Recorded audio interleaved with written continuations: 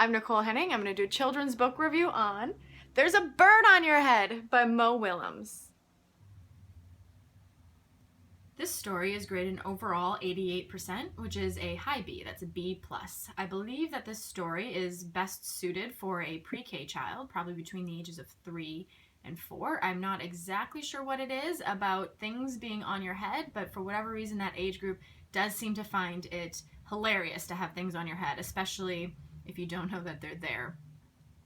So there's entertainment value for the child, maybe not quite so much for the adult. The illustrations are cute. They directly pertain to the story and do a really good job of telling the story.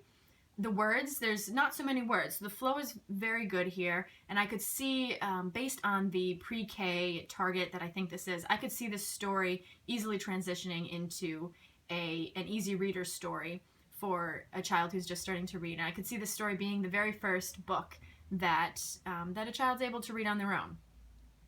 Educational, it's not particularly strong in educational value, but just based on the age group that I think would enjoy this story, I think that could be their very first exposure to birds laying eggs and then the eggs hatching into little birds.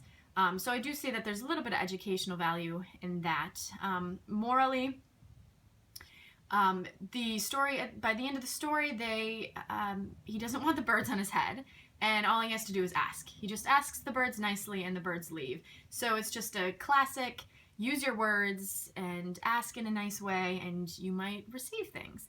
And he did. And so overall, I think this is a very solid, great story for a pre-K child. And I wouldn't mind reading this story again.